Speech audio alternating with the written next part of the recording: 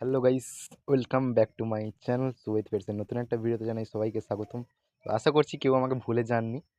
তো সবাই হয়তো আমাকে ভুলে গেছেন। তো এটা আমার আশা করাটাও ভুল যে কেউ আমাকে ভুলে যায়নি, কারণ অনেক দিন ধরে হলো আমার সাবস্ক্রাইবারদের আমার কোনো চিন্তা নেই, কারণ ওরা আমাকে সাবস্ক্রাইব করেছে নতুন নতুন ভিডিওর জন্য।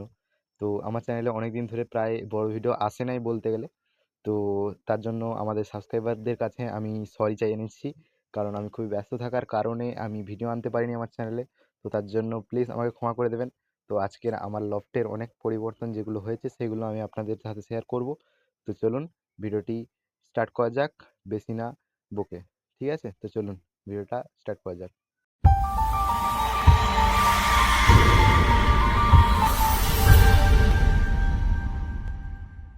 তো এখনো হয়ে রয়েছে মেঘলা আকাশ। তো মেঘলা আকাশের মধ্যে আমি চলে এসেছি বাড়ির ছাদের ওপরে। এখন প্রায় বাজে 1:05-10।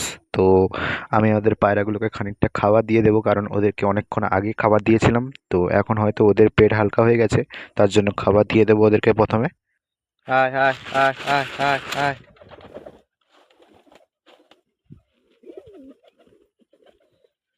তো এখন ওদেরকে খাবার দিয়ে দিয়েছি। তো দেখতেই পাচ্ছেন আমি যেটা গেস করেছিলাম সেটা সত্যি হয়ে গেল, কারণ অনেকটা আগে ওদেরকে খাবার দিয়েছিলাম।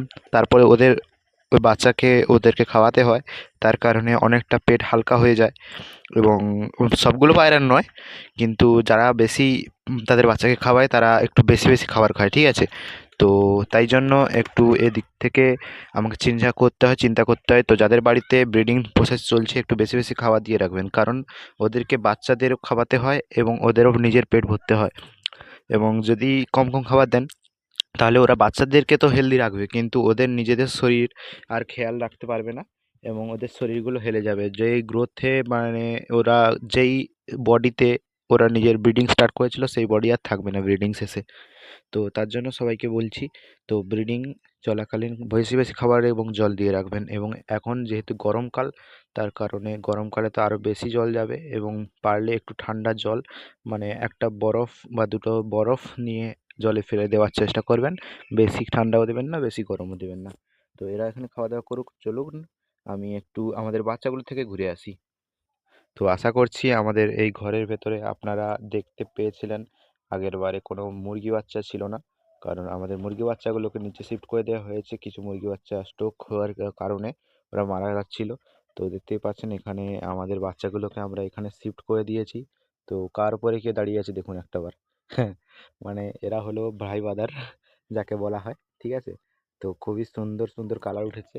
দেখতে পাচ্ছি পুচকি দুটো হেভি রাগ, কিন্তু এদের প্রচুর রাগ যাকে বলা হয়, এবং কালারগুলো মারাত্মক উঠেছে এবং এদের ফ্লাইও মারাত্মক হবে।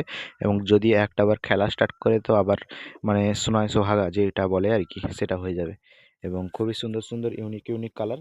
এবং ওই দিকের বেবিগুলোকে দেখে আনা যাক। এগুলো প্রায় আরও 15 দিন মতো সময় লেগে যাবে বাইরে বেরোতে। তার আগে বেরিয়ে গেলে তো আরও ভালো, কিন্তু গ্রোথ দুর্দান্ত লেভেলে হচ্ছে। তো চলুন এই পাশের বাচ্চাগুলো দেখে নেওয়া যাক। এই পাশের বাচ্চাগুলোকে আমি দেখানোর আগে দেখে দিই, যেখানে জাল খুলে রেখেছিলাম আমি আবার জাল দিয়ে দিয়েছি, কারণ এই বাচ্চাগুলো ঘন ঘন পড়ে যায়। এবং বাচ্চাগুলো পড়ে যাওয়ার কারণে এদের পায়ে চোট লেগেছে একটা বাচ্চার। আমাদের এই পাশে বাচ্চাটা দেখুন, এর পায়ে কিন্তু চোট লেগেছে। হয়তো বুঝতে পারবেন না, কিন্তু চোট লেগে আছে।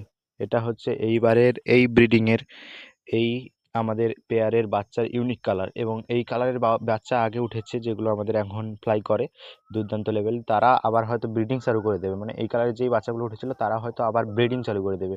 তারপরে এই বাচ্চার কালারটা আরেকবার এসছে, এবং এই কালারটা একেবারে ইউনিক। তো কালারটা আমি ভালোভাবে দেখাতে পারছি না কি আমি জানি না, কিন্তু আমি দেখানোর চেষ্টা করছি। তো দেখতেই পাচ্ছেন এই কালারটা, ঠিক আছে, খুবই দুর্দান্ত লেভেলের পায়রা কালার এসছে। তো দেখতেই পাচ্ছেন ওদের মা বাবা এখানে আছে, এদের মা বাবা এই তো, এদের মা। এবং এপাশে হচ্ছে আমাদের এই পাশে আগে যে বেবিগুলোকে দেখেছিলাম তাদের মা, ঠিক আছে। তো খুবই আমাদের খুবই ব্রিডিং করে এরা। এবং এবারে যে বাচ্চাগুলো উঠেছে তার কালারের এই বাচ্চাটা দেখুন, সামনের ধারে বসে আছে, এর কথা বলছিলাম এখনই।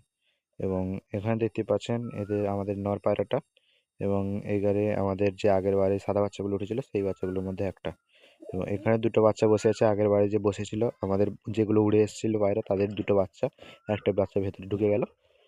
তো খুবই সুন্দর সুন্দর ইউনিক ইউনিক বাচ্চা। তো ওইদিকে যাওয়া যাক, ওইদিকে আমাদের ডিমটা কেমন আছে আমি দেখে আসা যাক। আমাদের যে লোটন এবং গিরিবাজের মিলে যে বাচ্চা ডিম করেছিল তারা এদের ডিমগুলো কেমন আছে একটু দেখে নেওয়া যাক। চলুন, এইখানে দেখুন আমি সিঁড়ি লাগিয়ে রেখেছি, কারণ ডিমটা চেক করতে হয় বারবার, তার কারণে। তো এখানে তা দিচ্ছিল একটু আগে, কী হবে ঠিক জানি না। ডিমের ভেতরে ব্লাড এসছে সেটা আমি জানি, বুঝতে পেরেছি, কিন্তু এবারে কী হবে ডিমের ভেতরটা এবার আমি সেটা ঠিকঠাকভাবে জানছি না।